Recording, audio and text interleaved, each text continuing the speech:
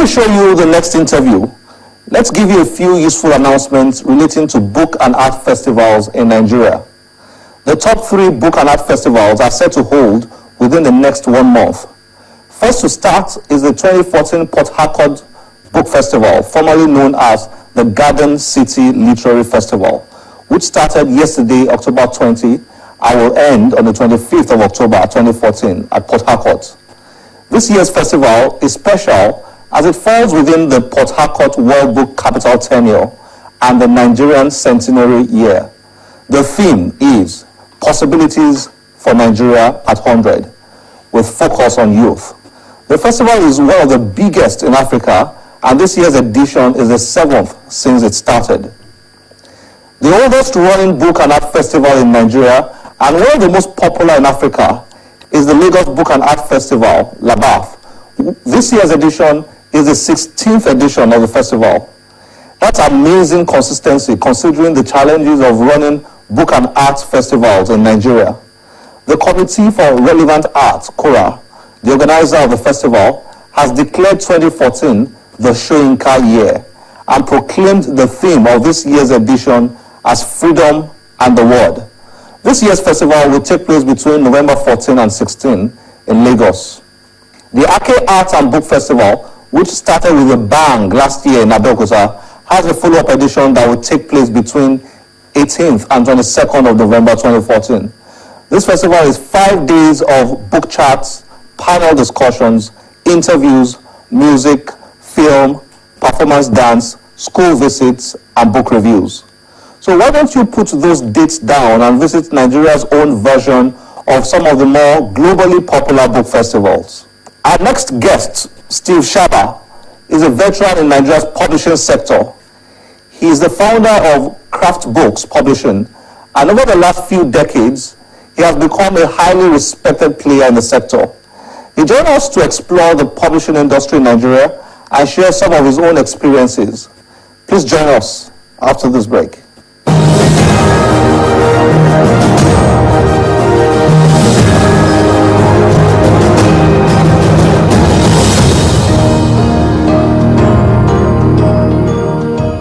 You've been into publishing for over 3 decades. I'm curious to know what your experience has been like in terms of professional fulfillment. I know it's a very challenging sector in Nigeria's economy. Yes, I've been in publishing for precisely 30 years. This year, 30 years. Yes, and book publishing.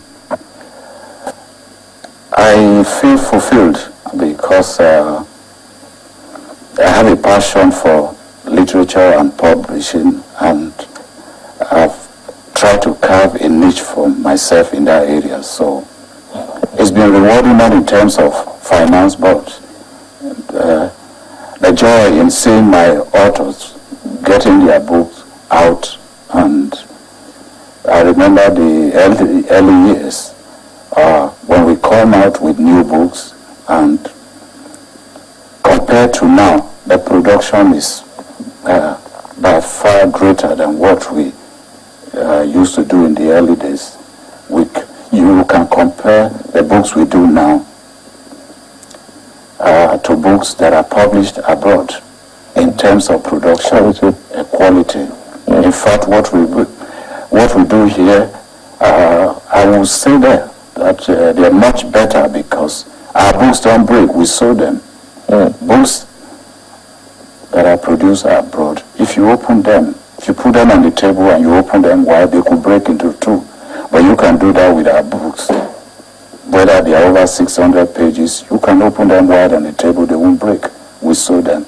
That's local technology. And you've done over 500 titles. Yes. Or thereabouts. I've done. That's an incredible number. Over 500 titles you have done. Yes. Wow. I recently saw one of your, should I say a recent work? Well, we've done, after this we wrote 10 new books. This came out in July. We did this to actually honor Nobel laureate Professor Wole Soyinka on the occasion of his 80th birthday. It was interesting to know the author of this book, Akin Bello, doing a work like this. It's very intellectual literary work. And when I went through it, at least that was my impression of it. Now, what do you do? Do you get authors like this to produce works like this, or do they come to you and say, look, I want to do a book on Wole Soyinka, the interpreters, and give you the title, the subject, and everything, and then you ask whether those are interesting enough for you to publish before going ahead to do that? Oh, what happens is in publishing, we have two kinds of manuscripts, two kinds of books, solicited books and unsolicited ones. Unsolicited manuscripts are usually done mostly by publishers who are not into educational books publishing. We are into general interest publishing, literary publishing per se. So most manuscripts we get, they are unsolicited. Okay. So this came from Akin Bello.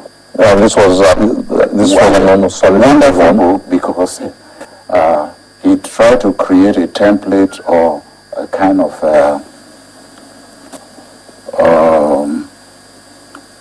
template to the study of both Wole Soyinka's plays and novels in one book.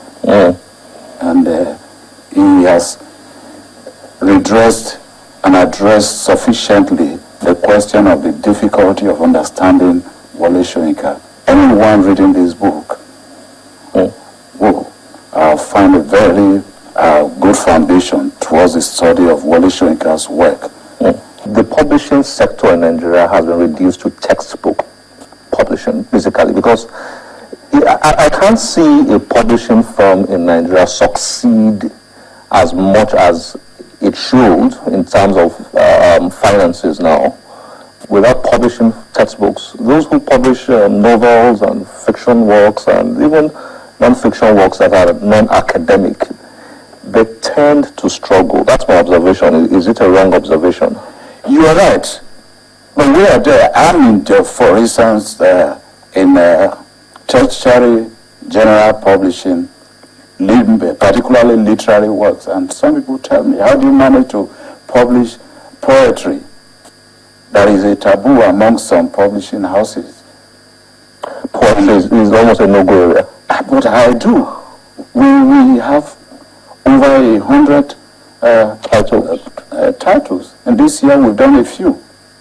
The lack of synergy of publishing firms, or should I say stakeholders within the publishing sector when it comes to developing the sector in such a way that there can be better results for writers and authors and even the readers.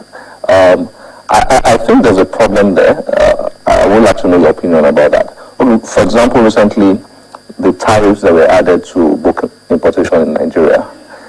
We understand that at the heart of that problem is the unhappiness of the printing sector with regards to how Nigerian printers take printing works overseas rather than for local printers. No, not Nigerian printers. It's the publishers who take books out to print. Yes, the printers are not happy about that.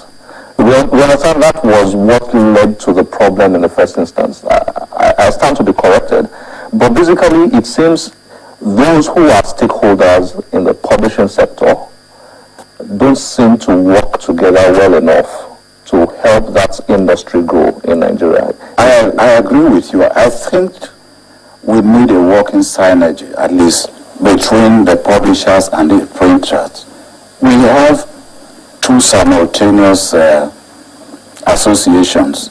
The printers have an association, the publishers have an association.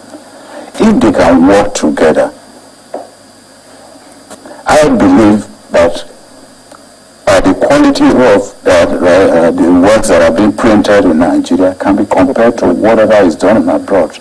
I don't print abroad. Printers have asked me to patronize them. I believe in Nigeria. So you print all your works here locally. This is very good policy, by the way. I took this to Ghana. People were asking me, did you print this in Nigeria? I said, yes. I published a book last year too, and somebody was asking me, was it done in Nigeria or abroad? I said, Nigeria, Ibadan. We need to, it's capital flight. Billions go out yearly. In Dubai, India, Hong Kong, China, people have set up printing presses to encourage capital flight out of Nigeria. I don't believe in it. We should print here.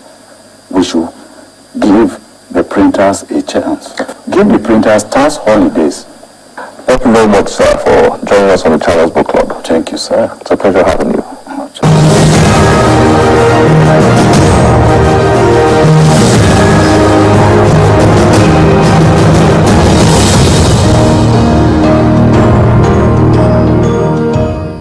Don't forget, you can always join us on any of our social media platforms displayed on your screen.